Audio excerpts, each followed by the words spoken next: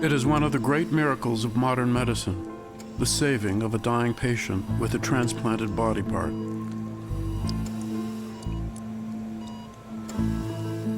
But there is a worldwide shortage of organs and a surplus of poor people who believe that the solution to their suffering is not to receive an organ, but to sell one.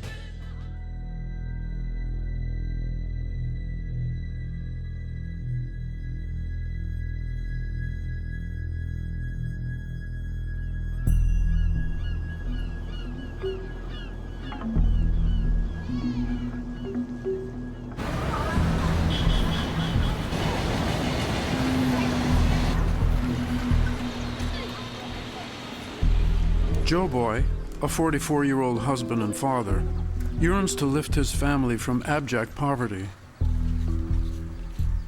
He's decided to sell one of his kidneys. His home is a crawl space under someone else's shack. It's too small to stand up in, and there's no electricity. Ang unang-una kong gagawin, kaya ko dinisisyonan ng labag sa batas at labag sa Panginoon ang gagawin ko.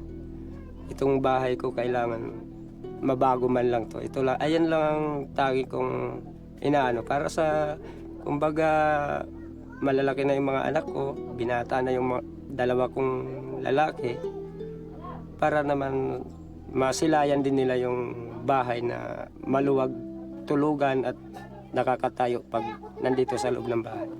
Yun lang po mamang hinahangad ko sa ano na yun.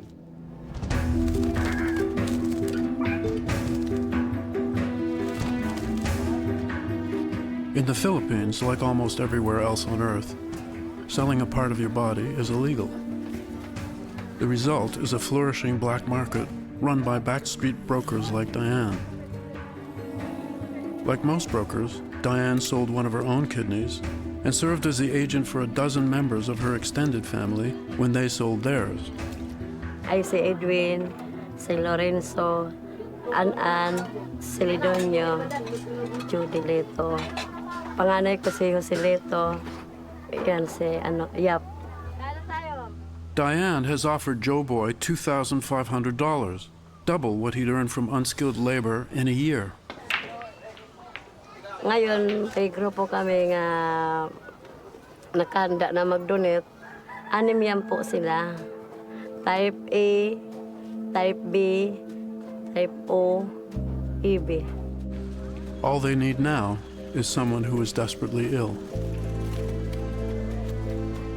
Every year, all over the world, thousands of people like Joe Boy make the same decision. 50 years ago, it wasn't possible to take one kidney from another to save a life. Now, it's almost routine. We are born with 2. With proper care, we can live and thrive with 1. But the demand for this organ far exceeds the supply. So many desperate patients turn to the black market where, in some countries, you can pick up a kidney for the price of a laptop.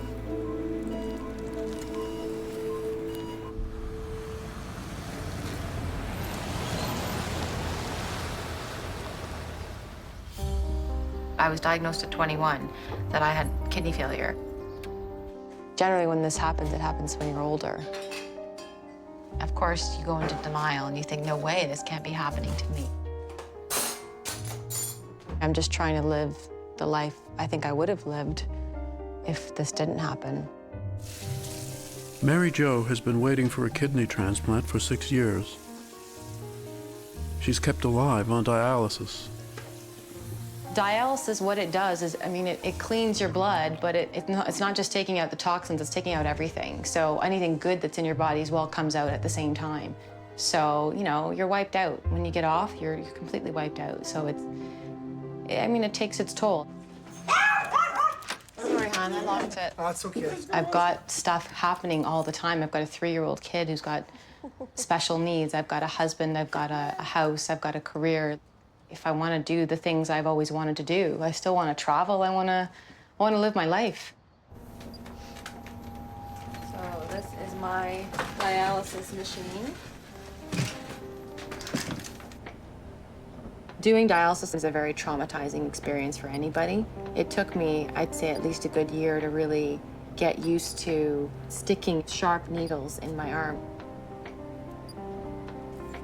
And you have to do dialysis every other day.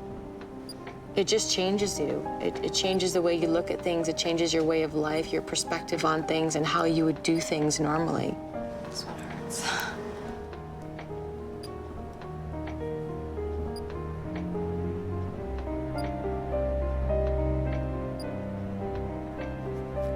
You can't stay on this machine forever. It doesn't do what a kidney does.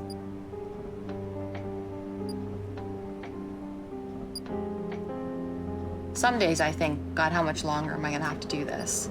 I would love to have a living donor, if that was possible. This is it, unless somebody offers me a kidney or unless a cadaver becomes available. This is what keeps me alive.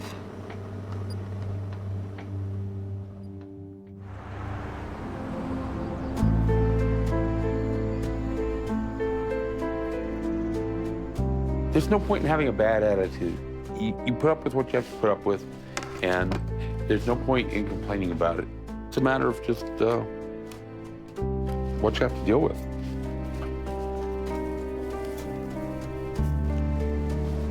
I'm effectively between a rock and a hard place. If I can get a transplant in the next year or two, I will probably live another 20, 25 years. If I don't manage to maintain my health long enough to get a transplant, and they take me off the transplant list, I'll be dead in 8 years, probably. It's not living, it's existing.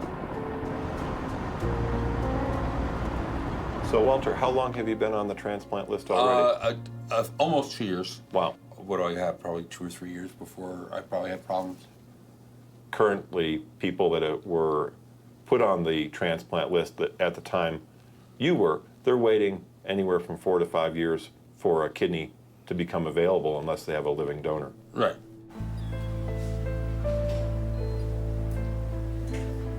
Patients who are on dialysis have an increased mortality, and that mortality hasn't changed in the last 15, 20 years.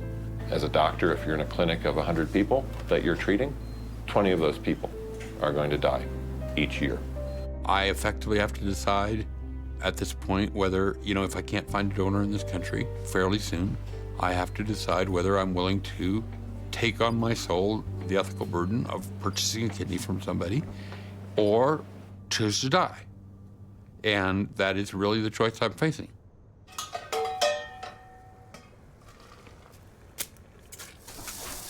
Waiting for him to get to the top of the list of transplant, cadaver transplants, just doesn't seem like it's going to happen.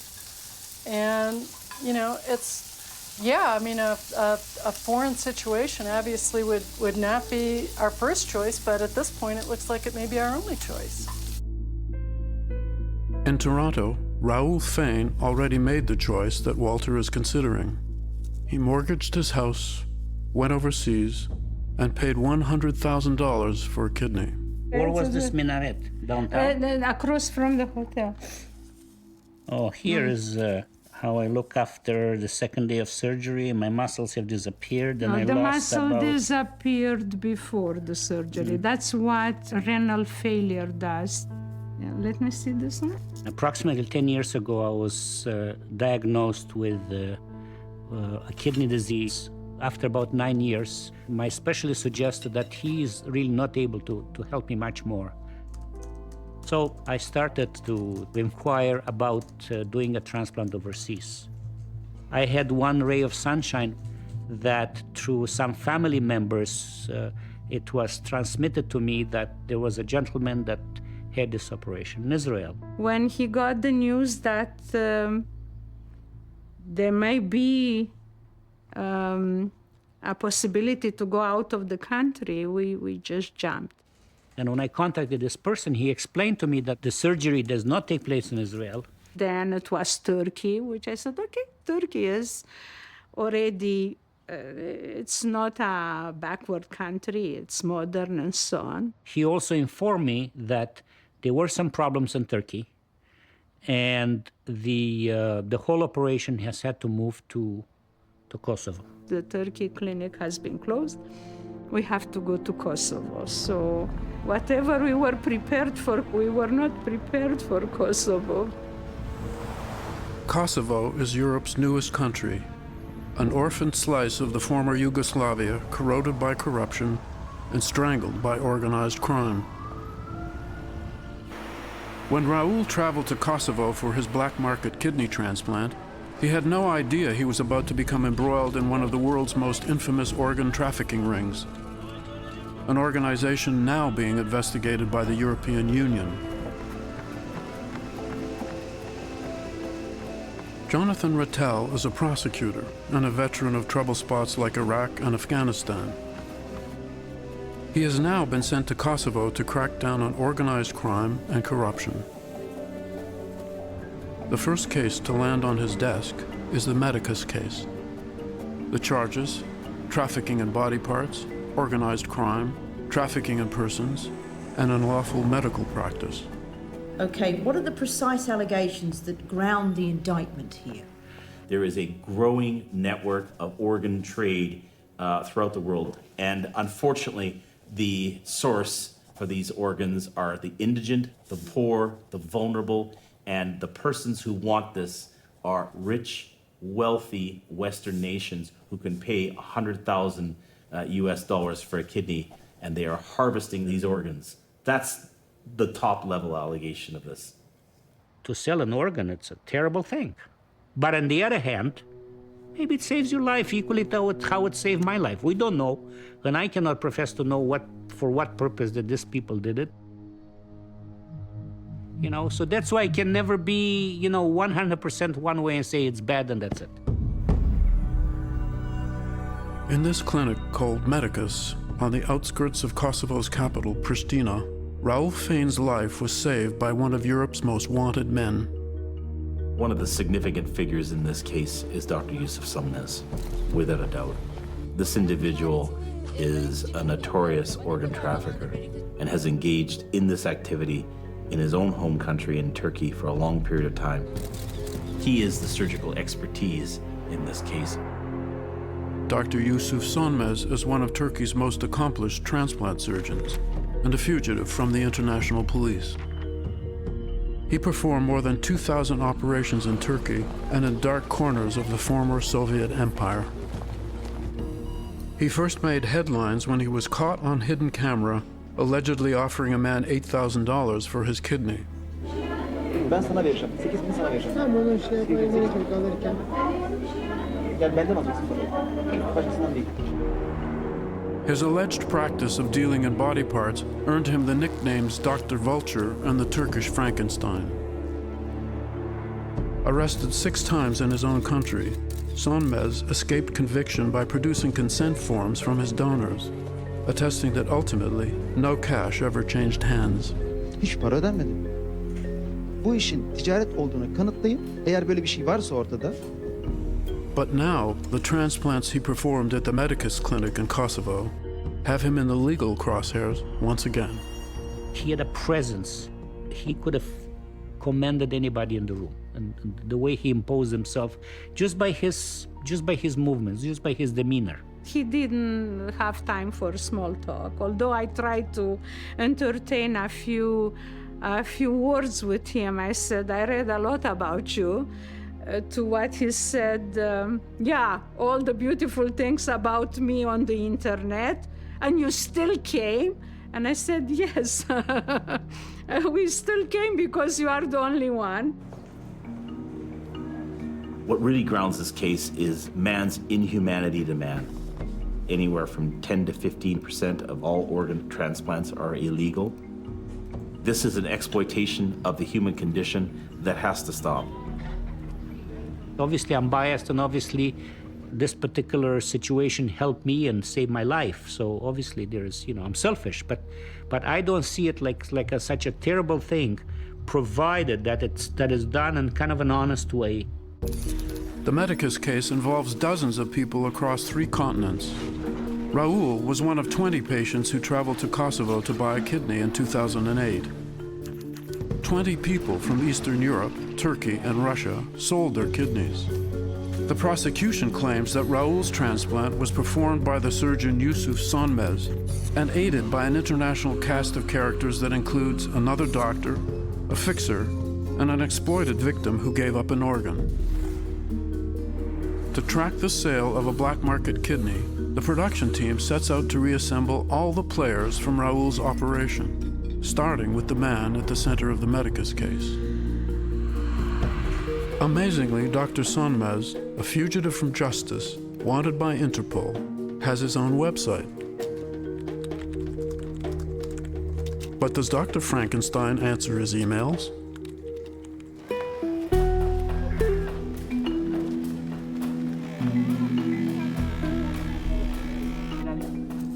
The Philippines was once a prime destination for foreign patients desperate to buy a kidney. But with the global crackdown on organ trafficking, it's now affluent Filipinos who drive the trade. Kasi po, nakatanggap kasi ako ng text galing kay doktora dito sa cellphone ko. Diane gets word that a transplant is imminent. She keeps a roster of potential organ sellers so that surgeons have a choice. Joe Boy has competition. Eddie Boy is a 22-year-old with the same blood type as Joe Boy and an equal ration of poverty and hopelessness.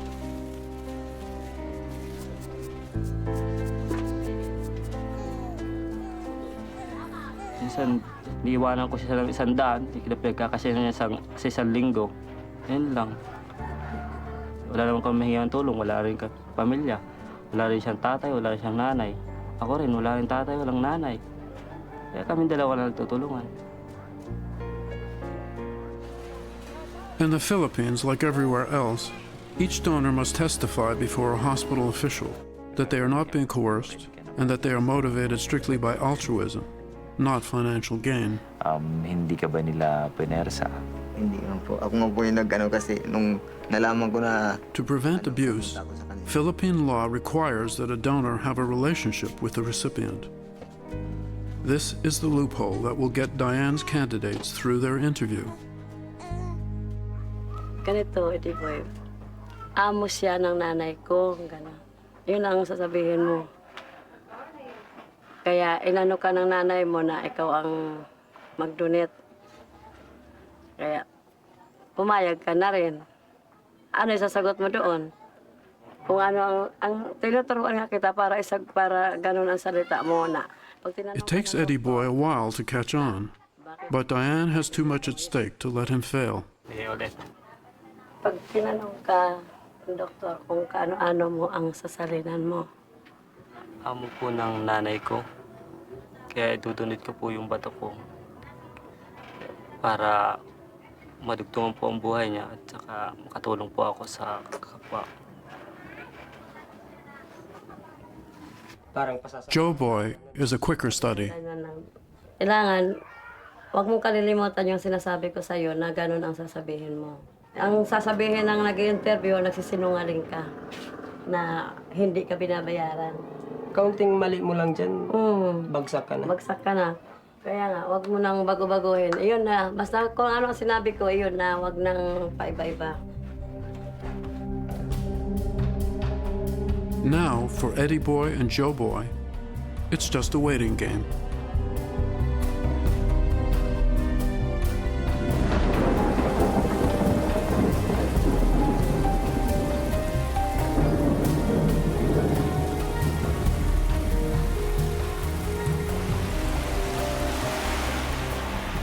A few days later, there's a call from the hospital. Sabi ni doktora sa akin po, palitan na lang daw si Joe Boy. Yung gusto nila, yung si Ide. Dahil iyon ang medyo bata pa. Diane tells Joe Boy the news. Yung sa akin, hanggang dito lang ako. Dapat inuna muna yung sa akin bago yung kanya. Yung mali.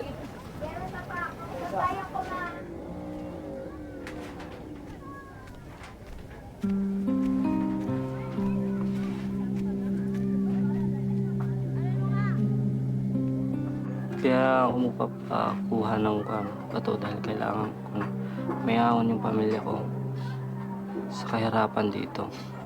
Uwi po ako ng probinsya namin. At doon ko gagawin po yung balak po namin magtayo ng bahay. Tsaka bibili po kami ng sariling lote ng bahay namin. Tsaka kung ko po mag-alaga po kami ng baboy at saka manok. Ako naiintindihan ko naman kung bakit gagawin ng asawa ko yun. Kung sila hindi nila naiintindihan. Kasi hindi nila napagdadaanan yung hirap. Naiiba sila sa sitwasyon namin. Yun lang, please.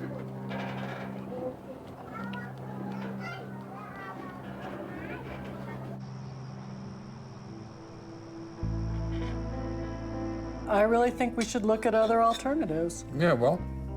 So, Laura, I appreciate that, you know, in your situation, you don't really feel that you could be a donor, but I obviously have mixed feelings. If she were to suddenly have a change of heart and say, yes, what an enormous relief it would be for everyone. I mean, I think it'd be marvelous. On the other hand, I don't blame her at all for, you know, making the decision that she's made. It's not even a rational decision, really. It's a this is a piece of my body and I'm not going to give it away. Well, I understand that. Well, I mean, surgery is scary and things are scary, and I've got lots of rational reasons, but the actual reason is just that it bothers me, the idea. I know. It would bother me too. Yeah. And you damn well know that, you know, we would have done anything for you when you were growing up, and you'll do the same for your kids. No, I could have told you already that would be, of course that would be different. Right. Well. Yeah. I'm not an idiot. Of course that would be different. You know, I mean, it's my parents. They've done lots of things for me. It seems like I ought to be able to do something for them, and I do things for them. But you know, this is something that my father actually needs, and to feel like it's not something that I'm willing to do. If it were something I couldn't do, I would feel less guilty. Right. But it being something that I'm not willing to do, I've made a decision not to help.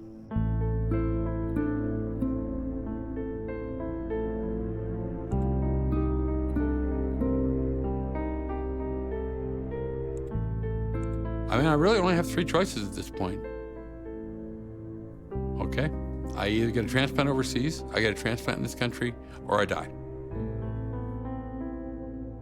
It feels to me as though going overseas and taking an organ from somebody for money, again, especially because that's something that I wouldn't be comfortable doing. Yeah, it's using them. And taking advantage of their poverty, which is something that is, I mean, that's wrong. Right, agreed. There's no argument, and the fact that other people in this country can't afford to do this kind of thing is unfair. Sure. I mean, But life is unfair. I know, and I know life is unfair, and I know... You know, rich people get things that poor people don't. That's the way the world works. That's true. But I wish we were rich. Well, whatever, but you know what I mean. It's the choosing to take advantage of it that's so uncomfortable, you know? I just don't see that there's a lot of choice.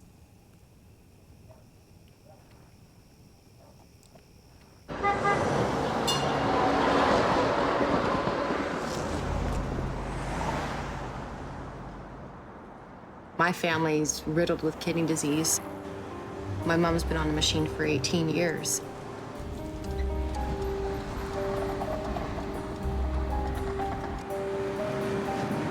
There she is. She doesn't look like the same person. I mean, if you ask anybody who knew her 10 years ago and they saw her now, they wouldn't recognize her. The change has been that dramatic. Hi. It's good. She's tired and her body is broken down in many ways. And dialysis has just crippled her. She's only 53. I didn't park very close. Did you park closer?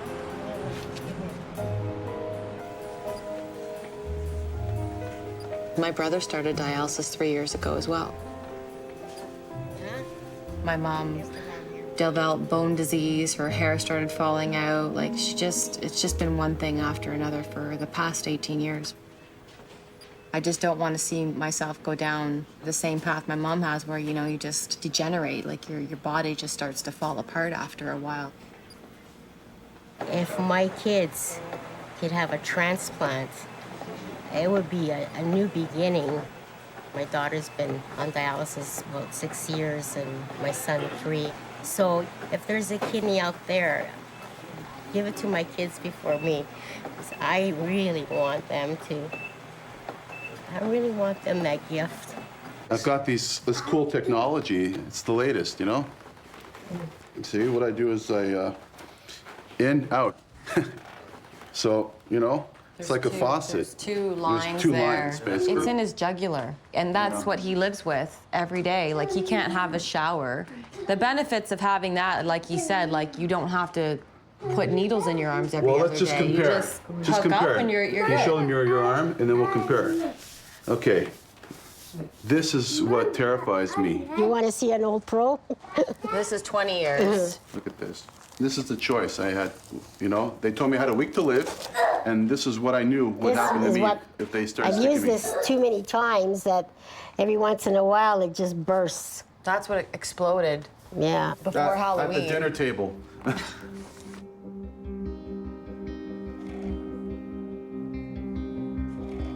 I've heard of the black market where, you know, people are going to try and source out kidneys from,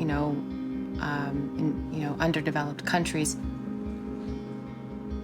Hello, everyone. All of you need kidneys but don't have potential donors. If I am right that I have the exact solution for you, yeah, I don't know what to make of stuff like this.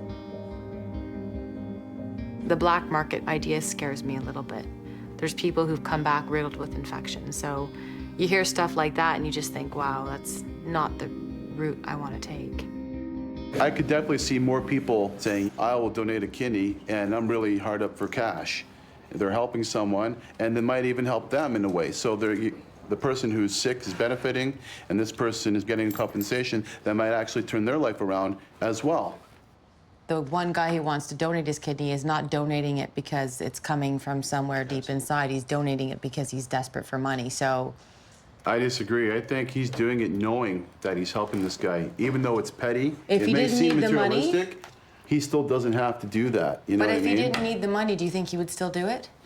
Maybe not. It sounds like he wouldn't, but Exactly. the guy's getting 20 grand, but the Realistically, guy's that's getting a what's gonna kidney. happen. You know what I mean? And he knows the Yeah, and that's circumstance. fine, and they're all, everybody's You know? happy, but what happens if that 20 grand doesn't work out? What's he gonna do? Try and sell another part of his body? Well, hopefully not. If our system is failing us, this is the outcome, right? This is the byproduct. Well, when something isn't freely available, a black market exists.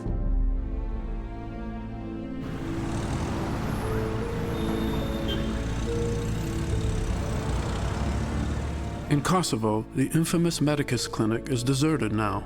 Its doctors, donors, patients, and brokers scattered around the world. Getting witnesses back to Kosovo to testify is proving a challenge for Jonathan Rattel. There's a lot of moving parts right now. There's a lot of different agencies and people involved. It's my opinion that the organized criminal group chose Kosovo for a particular reason. Its claim of sovereignty is recognized by some states and not others. We can be seeking evidence in a foreign country that will not respond to us because they do not recognize Kosovo. That is a massive difficulty.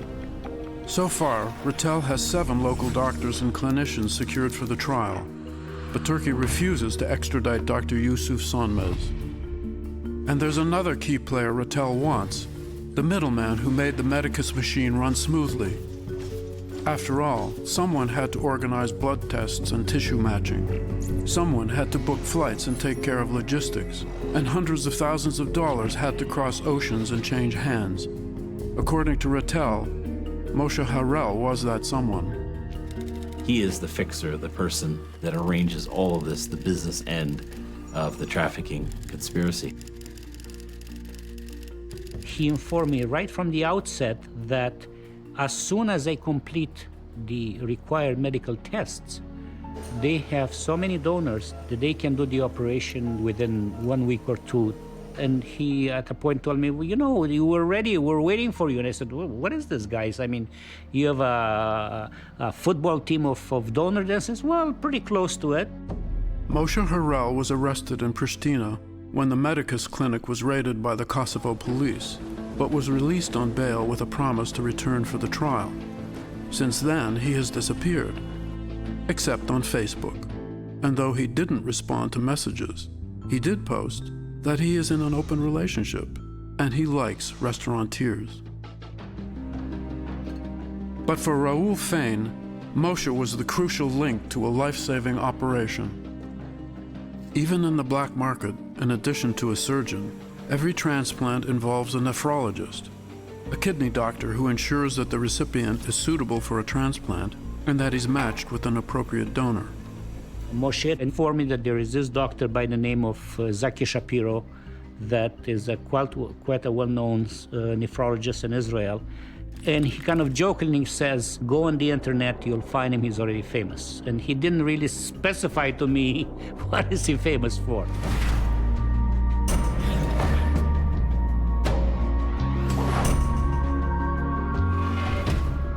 Dr. Zaki Shapiro had a very important role of doing the matching and checking all the blood tests and making sure that, you know, which is quite probably equal responsibility to the doctor that is doing the surgery. Jonathan Rattel has named Zaki Shapiro an unindicted co-conspirator in the Medicus case. Do you have a sense of what this person did? Yeah, absolutely. What? Well, as an unindicted co-conspirator, they're part of the organized criminal group involved in this. And they are at the level or near the level of Somnez and Harel. If that individual is beyond the reach of the prosecutor, the person cannot be indicted. You're powerless. The prosecutor can't reach them. Dr. Shapira was like a father, and he at all time tried to calm both of us. You feel very assured when somebody makes a trip and takes the time to come and see you and to come to reassure you that the surgery went out okay and everything seems to be in place. Controversy has shadowed Professor Zaki Shapiro for decades, and he has declined all interviews in the past. But now, he agrees to go on camera for the first time and break his public silence. האמת שרק לפני כמה ימים, פעם ראשונה פתחתי באינטרנט לראות עליי, ונבלתי, לא ידעתי שכל כך הרבה כתבו עליי. זה לא אכפת לי. לא אכפת לי כל זמן שאני שלם עם עצמי, שאני מציל חיים של אנשים. אני לא יכול להגיד לאדם, אני רופא, זה המקצוע שלי. Dr. Shapiro is one of Israel's most distinguished transplant surgeons. In the early days, with ambiguous laws and a dire shortage of kidneys, few questions were asked about the source of his donors. לא בכלל חשבנו שזה משהו לא בסדר שמישהו ישלם בגלל הכליה שהוא קיבל. דרך אגב, אני ראיתי את זה גם בתוך המשפחה, לא רק בין זרים. אנשים רוצים לחיות, ולא יעזור שום דבר. ואם המדינה לא תמצא את הדרך איך לתת להם את החיים, איך למצוא להם את האיברים, אז אנשים ימשיכו לשלם בשביל זה. When an ethics review board began to question his methods, Shapiro moved some of his business into Eastern Europe and to nearby Turkey, where he found high clinical standards, a large supply of willing kidney sellers, and a brilliant surgeon named Yusuf Sonmez. In 2007, the two physicians were arrested in Istanbul during one of their operations and spent 3 months together in a Turkish prison before the charges against them were dropped. How many operations do you think you've done? אני חושב שסך הכל במעל 3,600 השתלות כליה אני מדבר, ואלה שנקראות לא חוקיות, אני לא קורא להם לא חוקיות, כ-850. So 850 times you traveled to foreign locations to operate. כן, אבל הרבה פעמים עשינו יותר מניתוח אחד. לא היינו נוסעים למקומות האלה בשביל אחד, היינו עושים 6-7 ביחד. Operating in clandestine locations posed some unique challenges. כמובן שהדבר הראשון שהמנתח עשה, הוא הלך למשטרה ושאל מי כאן האחראי ושילם לו כסף כדי שאם יקרה משהו שיודיע לו. נדמה לי שהוא ביצע באותו יום, באותם 24 שעות, 48 שעות, 6 השתלות, זאת אומרת 12 ניתוחים רצופים. ועוד הלך לשתות בירה אחר כך והתרחץ בבריכה. וקיבל טלפון מהמשטרה שיש הלשנה, שמישהו הלשין, שבאים לבדוק. מאחר וזה היה בית חולים אורתופדי, שמנו את כל החולים בגבס. כולם היו בגבס, הם באו לבדוק, ראו רק חולים אורתופדי. And nothing happened, they were all fine. לא, שום דבר לא קרה. להוריד את הגבס הייתה בעיה. Doesn't it bother you that your reputation may have suffered? כשאני הייתי בבית סוהר בטורקיה, הבן שלי ככה היה מאוד מדוכא. עד שבא אליו הילדים מהכיתה ואמרו, מה אתה? אבא שלך גיבור. אני בטוח שעם אותם האנשים שהם נגד או שהם מלעיזים עליי, אם הם עצמם היו צריכים השתלה, הם לא היו עושים את הכל בשביל להציל את חייהם או את חיי היקרים שלהם, הם היו עושים את זה. The truth is that that organ came from someone and that person was exploited. They were extremely vulnerable and the harvesting of their organ is an outrageous act. אין ספק שהתורם הוא בעיה רצינית מאוד. אם היה ניתן שהדבר יהיה רשמי, הרי ברור שהתורם לא ינזק. אם זה לא יהיה שוק שחור שבו ימצאו מישהו, אלא זה חולה, התורם ילך לבית חולים רציני וייבדק מאלף עד תף, אז אין לנו שום סיבה שהוא ינזק. אם לא, אז כמובן שיש כאן אפשרות לסיכונים, אפשרות שלא ישלמו לו מה שהבטיחו לו. יש הרבה אפשרויות, בזה אני מסכים לגמרי עם האנשים שמתנגדים לזה.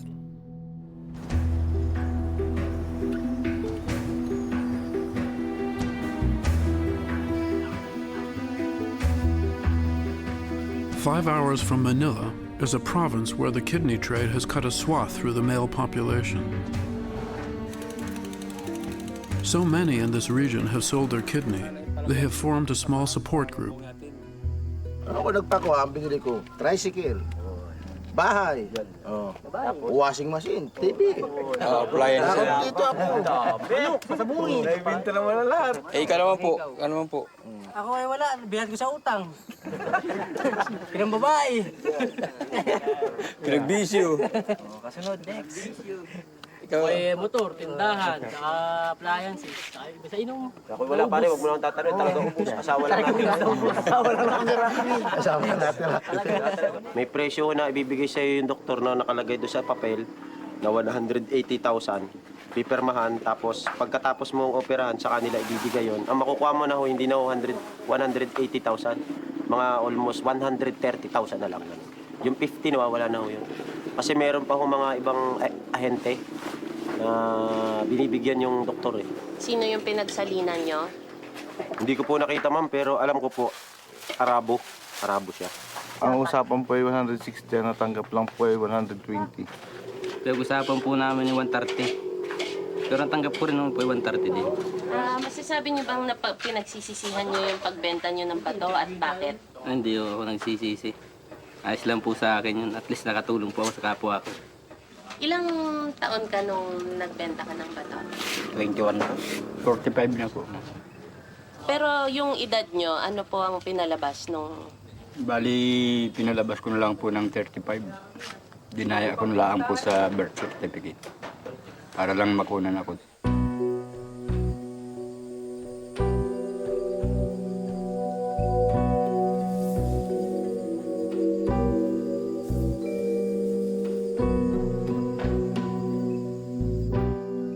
Even in this destitute corner of the Philippines, no one claims to have been drugged, duped, or dragged into the operating room. They are, however, victims of a system that is unregulated and rife with the potential for exploitation. Para pong ako po yan parang naririndi po sa buhay ko, parang pawala na po yung buhay ko, kaya naisipan ko pong pagbinta po ng bato. Lagi po nakukulong nung araw na yun Paano kayo nagre-recruit ng mga bagong donor? May lumalapit pa po sa ngayon dahil sa pangangailangan nga ng pera. Pera. Yan, maraming lumalapit ngayon. Kaya nga lang hindi naman nagtatype O eh. Kailangan talaga type O. A. B, A, ganun. Kasi kukunti ng type O rito na ano eh. Dito sa Lopez eh. Naubos na. Pagka-type po siya, dadalhin na namin pa Maynila. Tapos doon, pagdating doon, medical na siya. Dire-diretso na medical lahat. Tapos diretso na kami ng barracks. Aabutan namin sa barracks. Pag minsan, ang dami. Mga 30 katao. Andun, naghihintay ng match nila para maoperahan. Mga gato lang kalaki yung barracks namin eh. Doon eh. Ito lang buong ito. Sama-sama lang sila doon matulog lahat. Libre lahat ng pagkain. Pag minsan papainumin ka pa ng manager. Masaya nga araw sa barracks. Kaya hindi mo maisipang ikay matakot na hindi magpakuha kasi masaya nga eh. Maingganyo ka pa lalo. Lalo pagka may taong naoperahan, nadadaan doon, tapos pakikita mo ka ng pera, ganun. Maingit na lalo yung iba, gusto mamadali. Kailan kaya maoperahan? Para makakarin itong halagang pera, para makauwi na ako, na kung ano nang bibilin.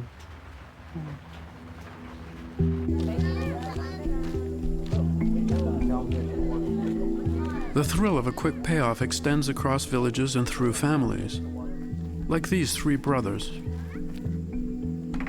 Noli used his windfall to buy a motorized skateboard, the only form of transportation in his village. The fares he charges, mere pennies a ride, sustain his family of 4.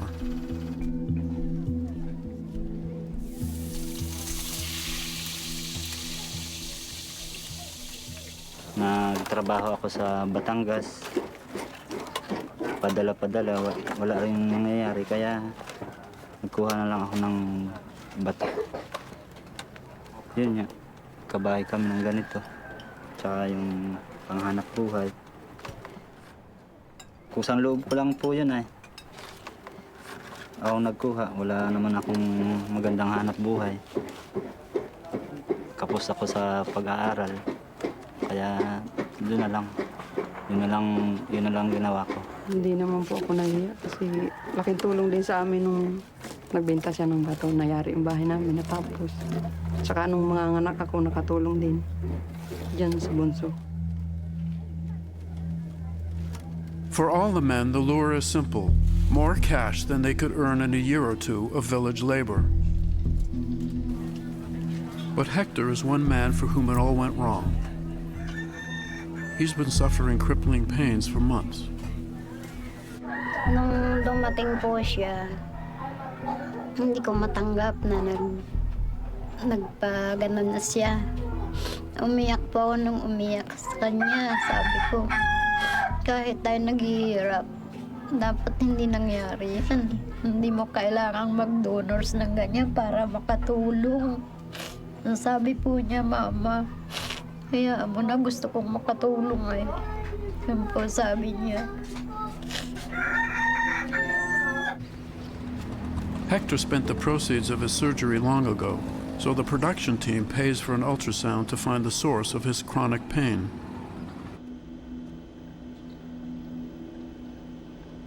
Based on the ultrasound findings, the left kidney has a mild renal disease, and this is a sign of a deteriorating left kidney.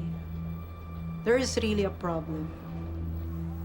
He will be a candidate for dialysis, and he himself will be looking for a donor. Hector should never have been accepted as a donor. He likely had kidney disease long before he sold his organ on the black market.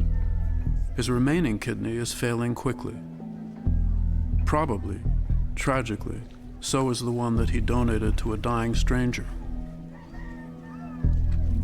No one knows how many other horror stories could be told in China, in India, all across the developing world. Yet for all its dangers, the lure of using the body as a bank book remains irresistible.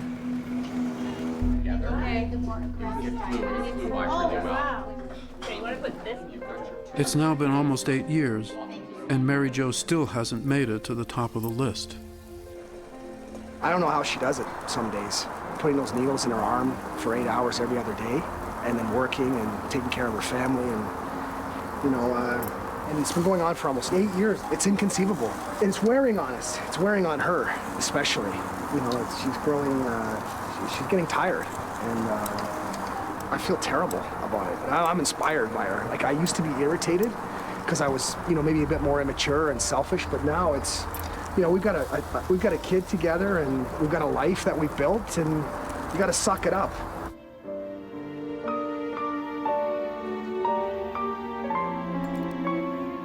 I was told I was somewhere like halfway up the list, which surprised me a little bit because when I started, they told me 7 or 8 years. Now they're telling me possibly 10 years. So, I don't know.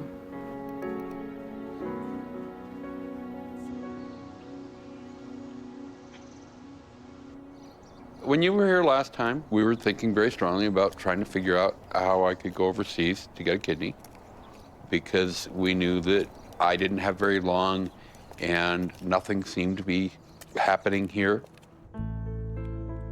But I said at the time that I wasn't going to give up on alternate paths. I do not believe that very many people recognize that they can do an altruistic donation to some person. There are a couple of websites, in particular matchingdonors.com, that have altruistic donors on them.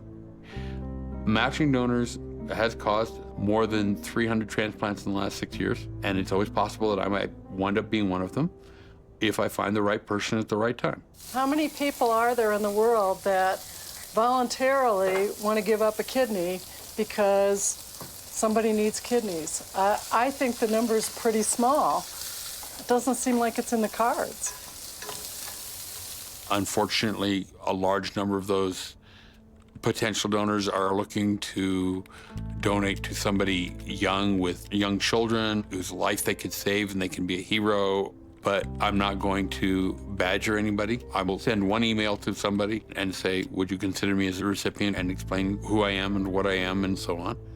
And I don't know why, you know, more people do not respond to me. Part of the problem may be that I come on too strong. I don't know. It's a hit or miss proposition. But anything's worth a try, and all avenues are worth pursuing.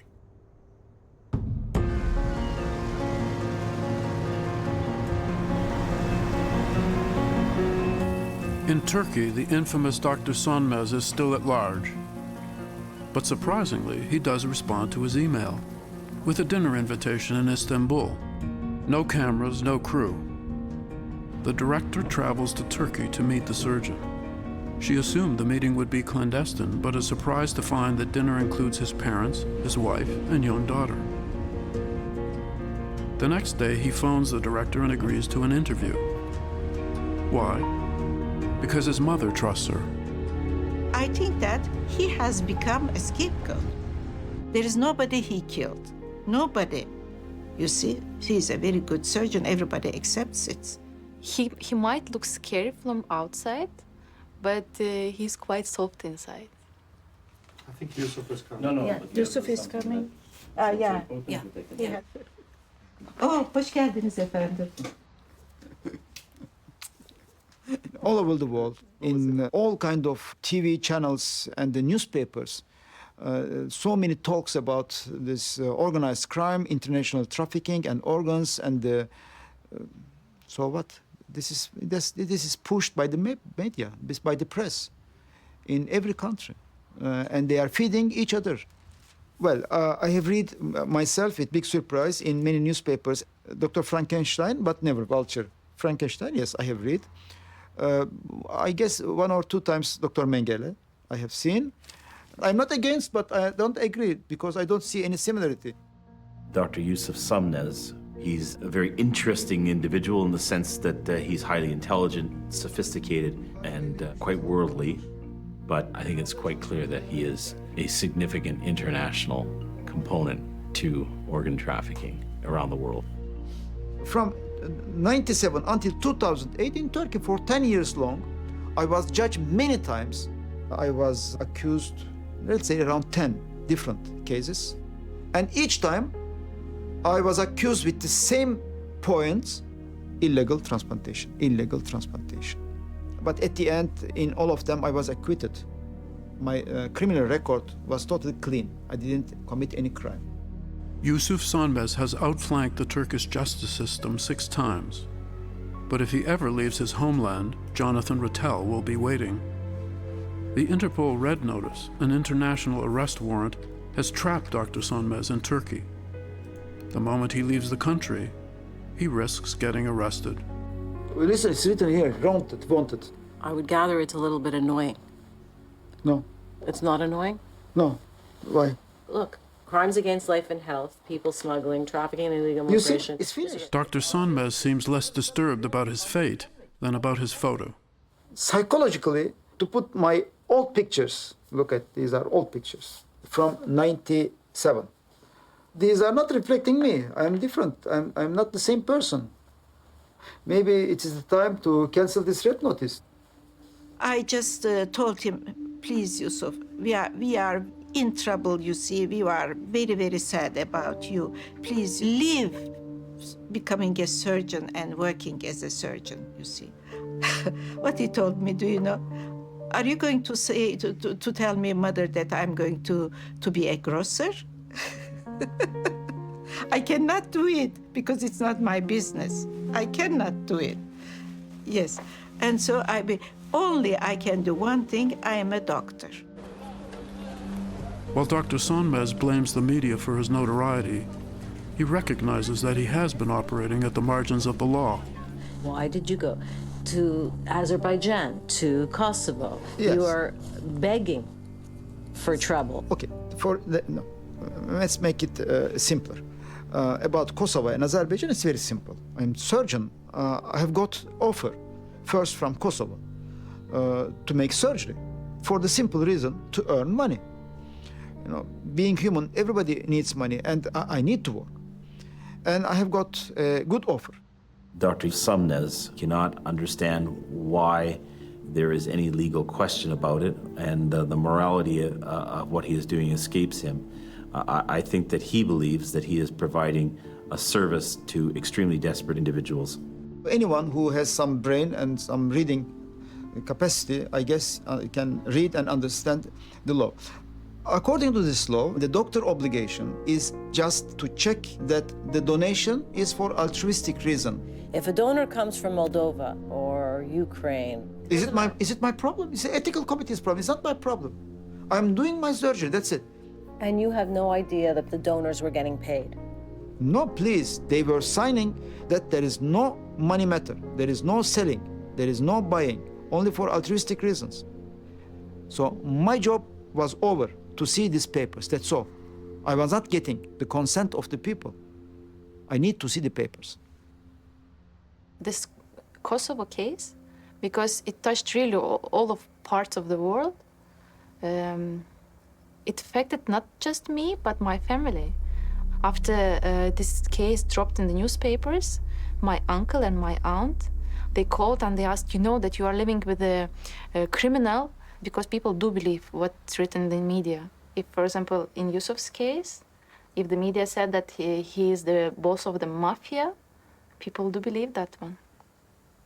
It is a case as gruesome as it is shocking. A surgeon and 6 other suspects in Kosovo are accused of running an international organ trafficking ring. Kosovo has become a haven in the illicit trade of human organs. At least 7 suspects in Kosovo have been charged with persuading people to sell their organs. The victims were lured from other countries and had their kidneys stolen. The gang allegedly preyed on those living in extreme poverty. The indictment says an Ontario man, Ralph Fain, received a kidney from a Russian woman. The fact that my name was mentioned kind of makes me very uneasy, as if I knowingly participated in this particular scheme, which really, to tell you honestly, if I wouldn't have been part of it and I would just be a regular TV watcher, I would be very offended myself of how people take advantage of other people and mislead them and so on. But how do you counter that? You know, you have to go and say, no, I know that it's, the facts are different. The medical ethics of this are clear to anybody involved in the profession. And you have to step over that line quite clearly. And the only reason that someone would do that, in my opinion, is absolute, pure and simple greed. That's what motivates us, is the motive for obscene profits. Your doctors involved, nephrologist and surgeon and all these people. And I think they did it more than just pure money. I mean, everybody works for money. You don't work for nothing. But I don't think that was their primary motive for doing this. It is suggested I was, by one person, that I am getting for each transplant $100,000. So until today, I have performed more than 2,400. So if I multiply these two, I have an account like $250 million. It's huge money, really huge money. And so I must ask you the question now, am I looking like a person who has $250 million in some way? No, you know, my family and my parents and my life, so, well, we are not poor, but we don't look like $250 million, right? The economics of the organ trade are a challenge to unravel. The compensation that donors receive for selling their kidney varies widely. The poorer the country, the lower the price. In India, the payoff can be as low as $1,000. In Egypt, it's $2,000. In Turkey, up to $10,000. The cost of the operation might be 10 times higher, but many people get a piece of the action. What does everybody get? I really have no idea. All I can tell you is there are many hands in the pie, because there are so many people involved, and each one has an important role. I mean, just look at the people that I came in contact with, right? I have a Moshe, I have a surgeon. We are here in a fully staffed clinic with 2 male nurses at all time for us. So, you know, it adds up. Back in Manila, Eddie Boy's operation is finally scheduled. Kinakabahan po akong bukas kasi tatanggalan na po ako ng bato. Pinapangarap ko po para sa anak ko. Balang araw, paglaki niya, makatapos po siya ng pag-aaral. Gusto ko makamit niya kung ano yung gusto niyang marating. Magdadasal po ako na maayos po yung operasyon.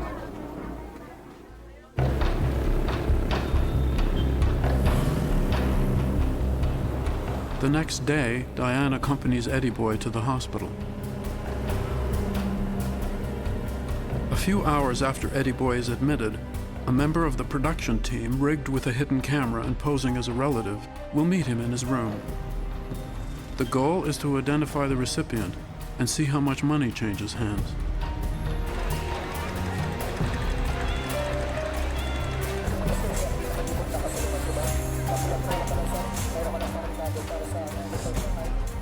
But several hours after leaving Eddie Boy off at the hospital, Diane calls and asks to meet. Surprisingly, she's with Eddie Boy. Kasi po, tumawag si doktora na postpone yung admit niya kasi nagkaroon ng komplikasyon sa bata. Ready na nga po ako eh. Nga inaasahan ko na matatanggalan ako ng bato dahil kailangan ko nga eh. It's an unlikely story. Transplants are rarely canceled at the last minute. With a little investigation, we learn the truth. Uncomfortable with the cameras and the focus on Eddie Boy, Diane replaced him at the last minute with another one of her clients, a man who has just returned home with fresh bandages and what should have been Eddie Boy's cash.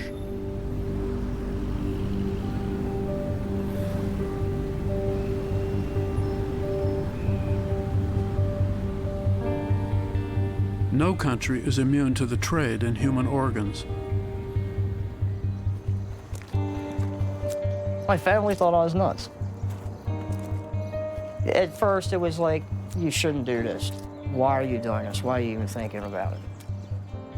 In a suburb of Philadelphia, Jason Chamberlain sold his kidney on the internet.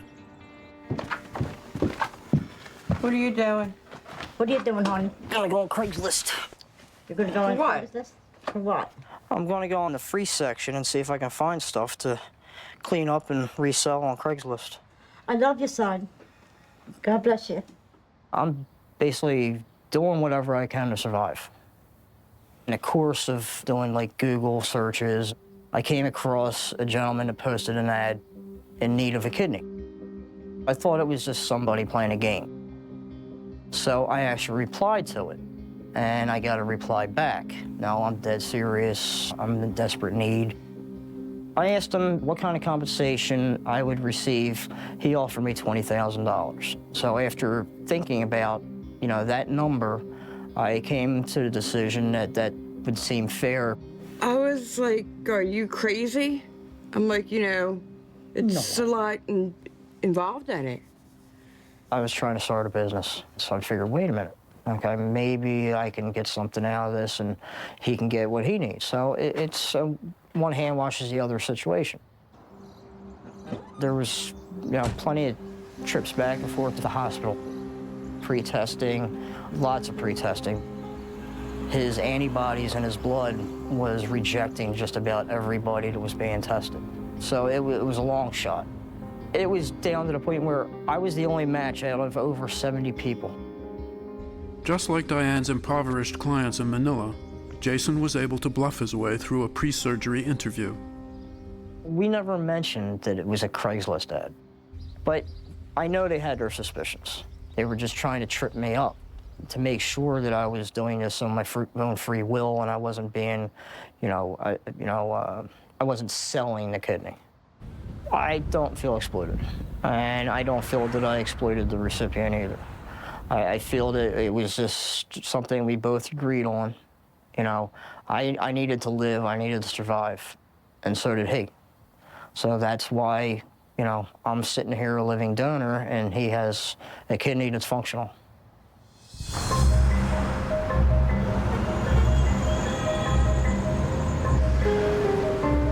The ultimate good for society is saving someone's life. The government encourages me to walk into that hospital right there and say, I want to donate my kidney altruistically. So the act itself is considered a good act.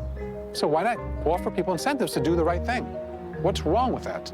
If donating a kidney was considered to be horrific, if cutting into my body to save a stranger was considered to be immoral or horrific, then I would understand the government saying we're not going to allow that. Not for money and not altruistically, but they allow it altruistically. So why not allow it for money? Robbie Berman is an activist advocating for a government-regulated system to compensate kidney donors. So this is the script. Basically, you guys are going to be standing across the street, and you're going to be looking at this building as if there's a fire in the building, and there's a 10-year-old boy on the roof that's screaming for help. As soon as the fire starts going, I want everyone to start looking up.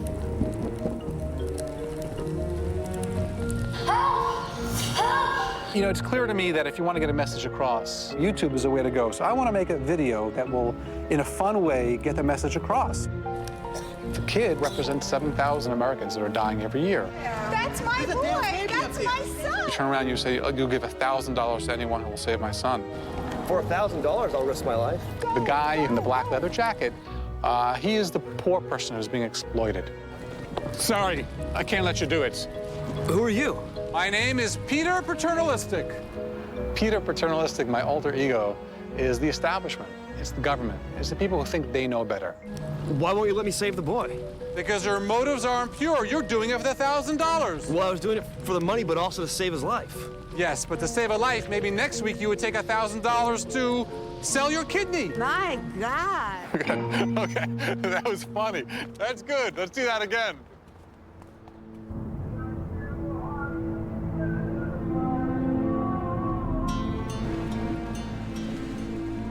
The crux of the Medicus case lies with the exploitation of the victims, who were compelled by desperation to sell a body part. There is a propaganda machine as far as looking at it from only one viewpoint, that organs are stolen against people's wishes. But I can say that from my experience that the donor seemed quite willingly to do the surgery. All of the donors have returned to their home countries. They're difficult to locate. We're trying to find these people and have them provide evidence. Many of them may not be cooperative. They may feel ashamed or betrayed or injured. Raoul Fane's donor holds the key to what really happened at Medicus. Among the documents seized when the Medicus clinic was raided is a grainy photocopy of her passport. The alleged victim of this international organ trafficking ring is a woman named Anna, from a country called Moldova. Raul's donor will be the final link in the anatomy of a black market operation.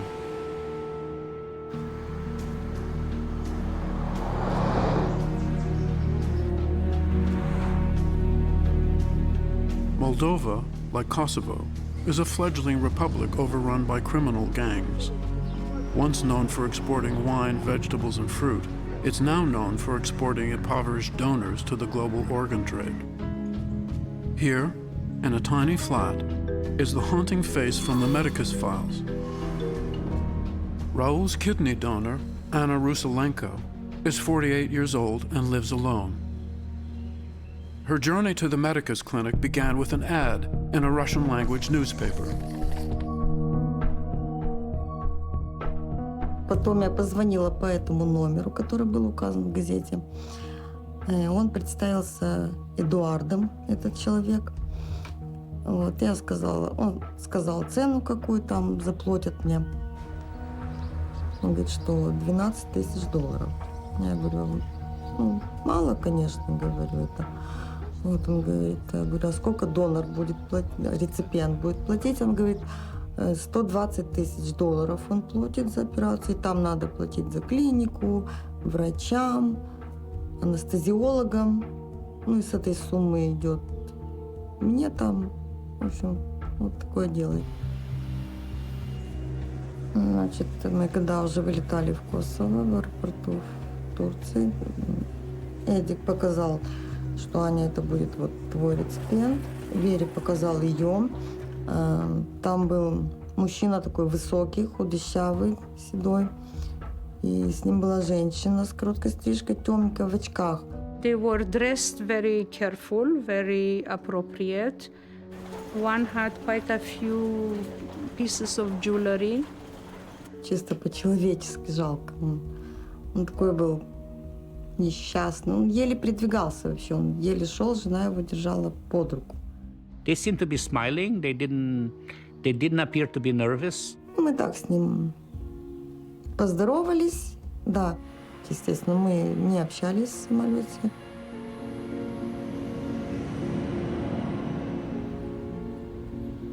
Приехали в клинику. Природа там очень красивая, березы, как в России.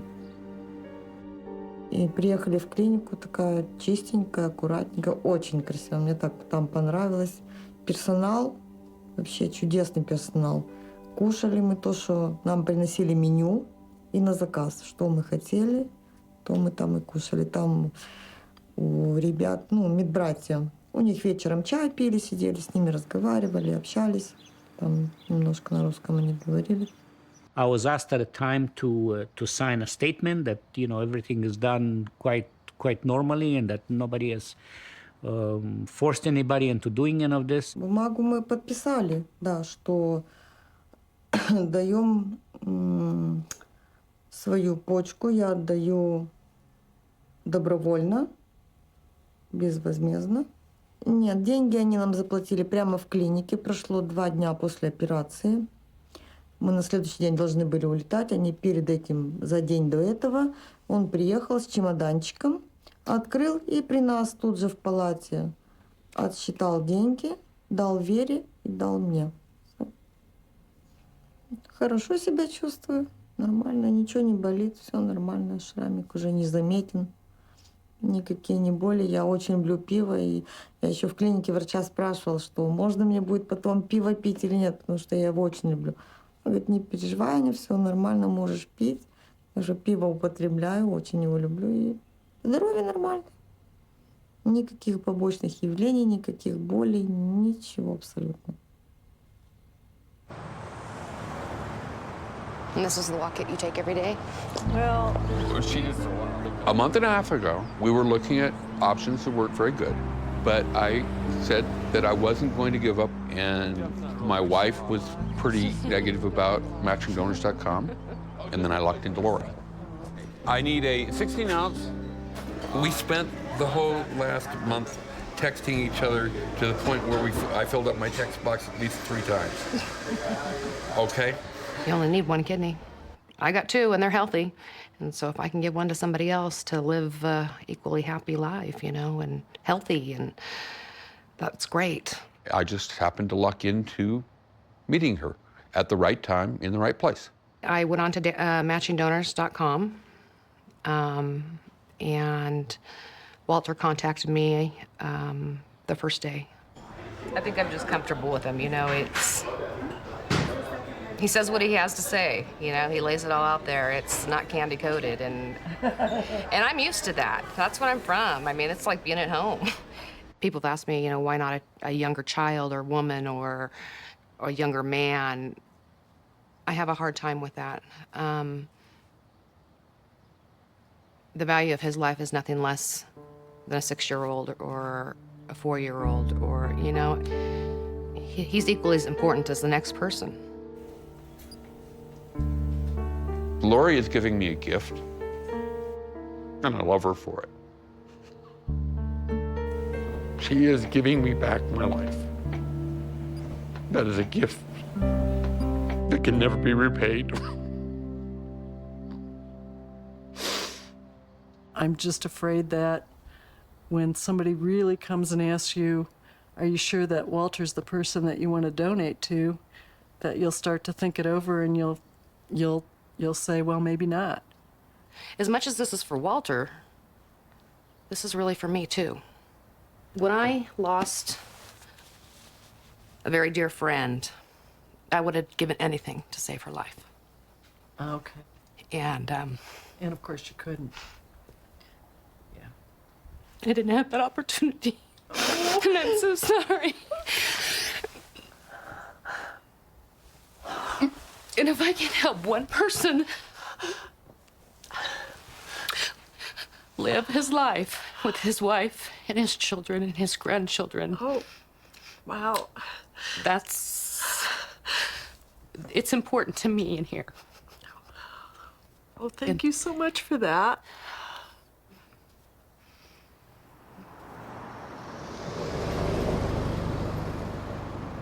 How's life been on dialysis? It sucks. It sucks, huh? Yeah. How's the transplant list doing? Part of the problem is that the way things stand now, there are separate lists for each of the regions, and organ donation varies. They're better in some parts of the province than they are in others, and Toronto has lagged behind. So I could have been on a shorter list all this time. Had you been referred there, yes. That's a little heartbreaking to hear. It is, yeah. I've just learned that I'm on the longest list in Ontario. So, which is really somewhat discouraging and upsetting because I live here, and had I known, maybe we could have decided to live somewhere else. Like, I don't know if we would have or not. It just, again, it's something I didn't know, I was ignorant to, and, you know, you just wonder when it's gonna happen. So I have no choice but to be positive and deal with things as they come. I do as much as I can, but I would love to feel good.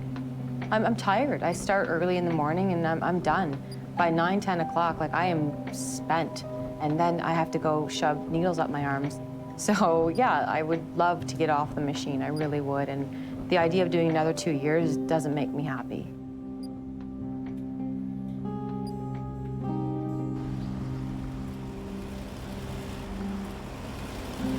God, I'm scared. Don't be. Why? Just surgery, you know.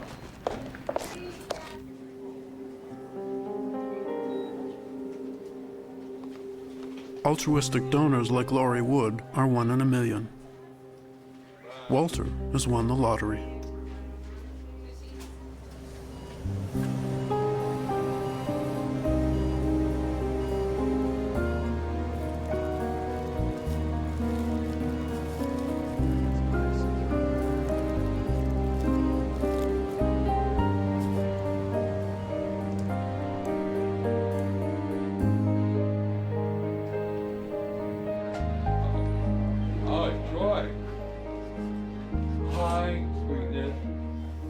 It was really good just to see Walter this morning, and he looked incredible, and that's great, you know?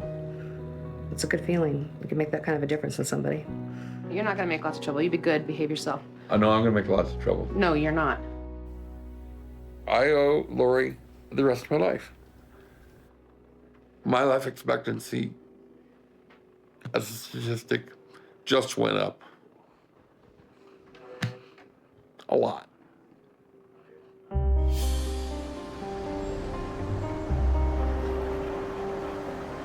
Brought together by fate, Anna Ruselenko and Raoul Fain are now linked in a court of law as well. Jonathan Rattel's indictment of Dr. Sonmez and the rest of the Kosovo transplant network has brought suspicion and detectives into their homes.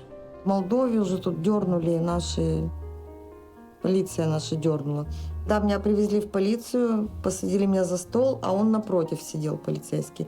Он встал надо мной, вот так на руках, и прямо стал орать на меня. I had a visit from the RCMP which informed me that they are acting on behalf of Interpol. Они говорили, вот, давили на меня тем, что помоги нам, напиши то, что мы хотим узнать, что это нелегально все, потому что они себе денег нахапали, а тебе там копейки заплатили. Я говорю, нет, я ничего писать не буду, это было все добровольно с моей стороны.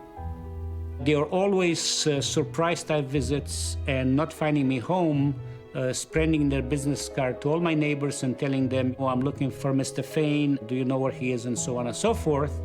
I found this method a little bit disconcerting. Там, я думала, он что вообще начнет бить меня. У нас может быть и такое, могли бы и закрыть меня. I had no choice but to give the testimony or I would have faced a jail sentence. They are circling me, yes. It's like strangulation, right? Even you feel that it's impossible to breathe free. So I know the solution. It's very simple. Who is the surgeon without complication? The one who is not doing surgery. So that's it. This is my solution. If I don't move my finger, it's solved.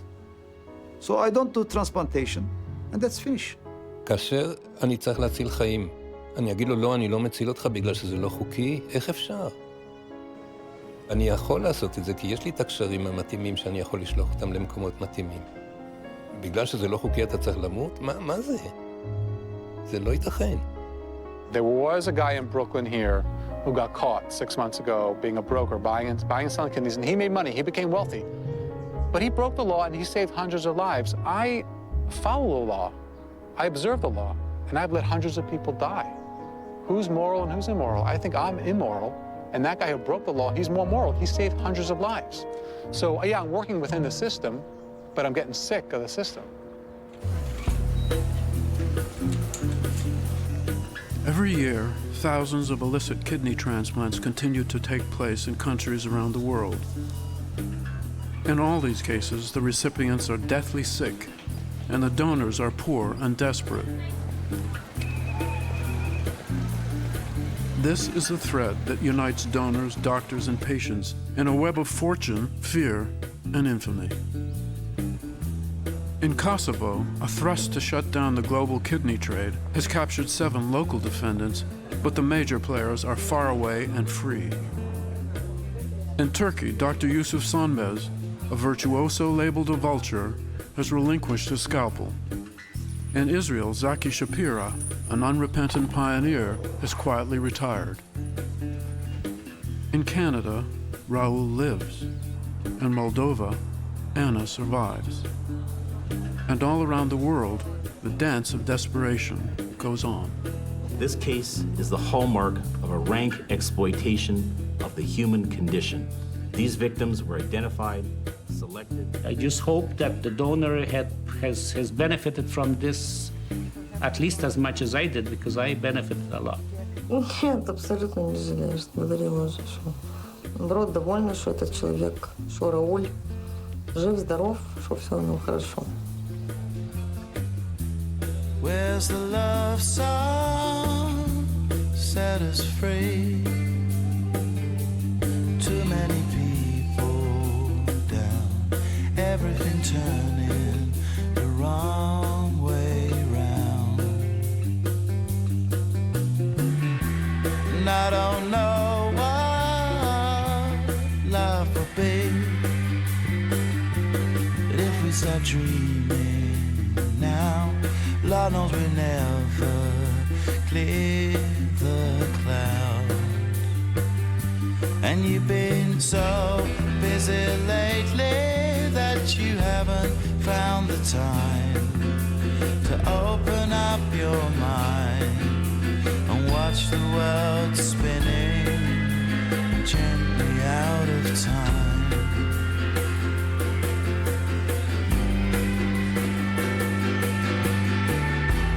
Feel the sunshine on your face. It's in a computer now. Gone are the future, way out in space.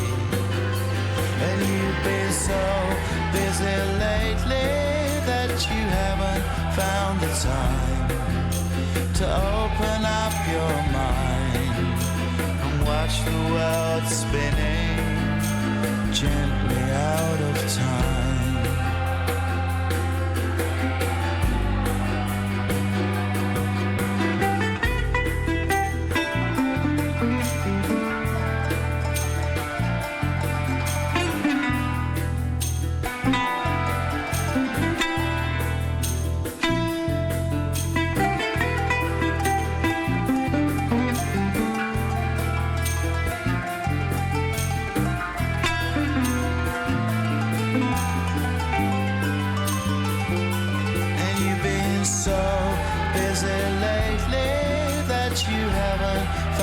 Time to open up your mind and watch the world spinning gently out of time. Tell me I'm not dreaming.